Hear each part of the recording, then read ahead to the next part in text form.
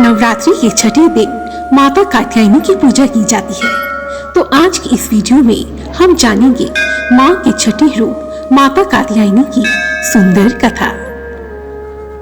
नव दुर्गा का छठा रूप माता कात्यायनी कहलाता है। कात्यायनी अमरकोश में माता पार्वती का ही दूसरा नाम है। संस्कृत शब्दकोश में उमा, कात्यायनी, गौरी, काली, हेमावती तथा ईश्वरी इन्हीं के अन्य नाम हैं। यजुर्वेद के तैत्तिरीय आरण्यक में इनका उल्लेख सबसे पहले मिलता है। स्कंद पुराण में भी यह वर्णित है कि माता कात्यायनी परमेश्वर के नैसर्गिक क्रोध से ही उत्पन्न हुई थी, जिन्होंने देवी पार्वती द्वारा दिए गए सिंह पर आरूढ़ होकर महिषासुर का वध किया था।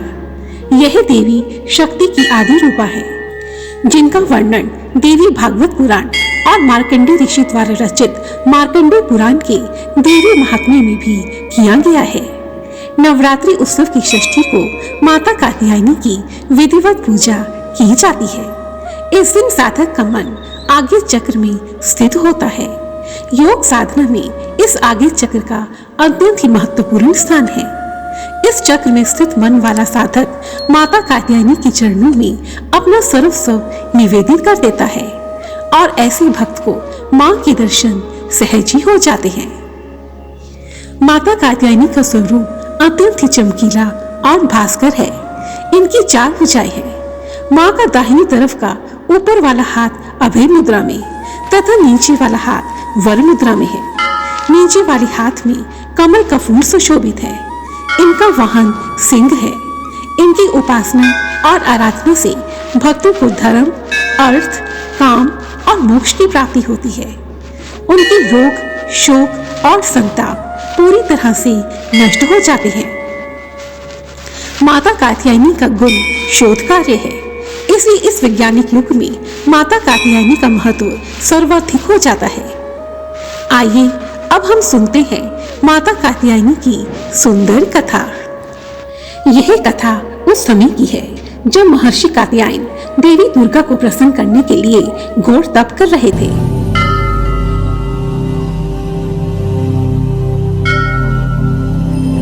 कई हजार वर्षों तक कठिन तपस्या करने के पश्चात माँ दुर्गा प्रसन्न हुई और महर्षि कात्यायन के समक्ष प्रकट हो गई।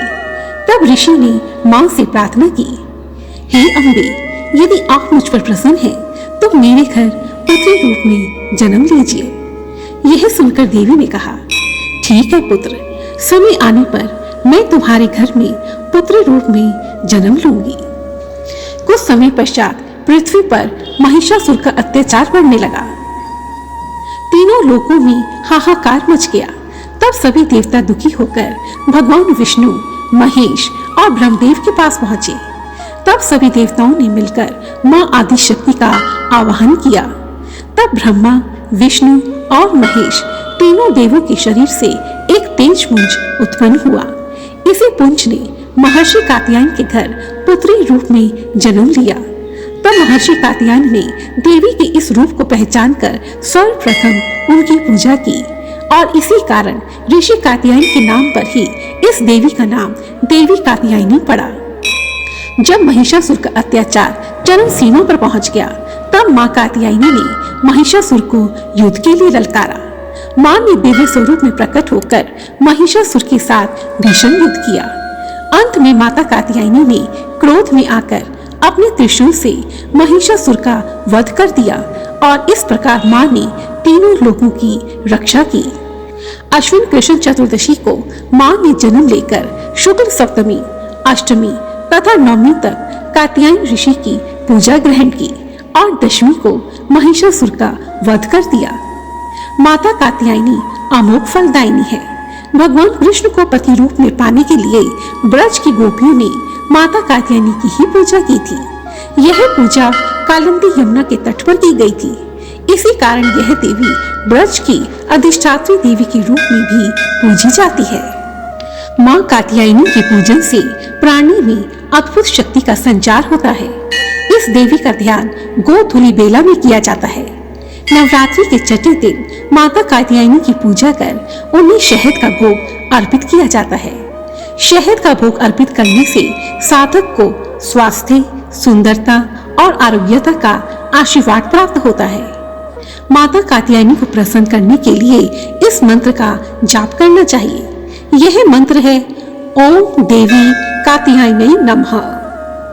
इसके अतिरिक्त जिन कन्याओं के विवाह में विलंब हो रहा है उन्हें माता कात्यायनी की पूजा अवश्य ही करनी चाहिए तथा इस मंत्र का जाप करना चाहिए। ओम कात्यायनी महामाय महायोगिनी धीश्वरी नंद गोप सुतम देवी पतिम मे कुरुत नमः। ऐसा करने से उन्हें मां की कृपा से मनोवांछित वर की प्राप्ति होती है। जय माता कात्यायनी। प्रेम से बोलो जय माता दी। दोस्तों, यह कथा आपको कैसी लगी कमेंट सेक्शन में लिखकर जरूर बताएं तथा इस कथा को दूसरों के साथ भी शेयर करें, क्योंकि अच्छी बातें शेयर करने से पॉजिटिविटी बढ़ती है। धन्यवाद। जय माता दी।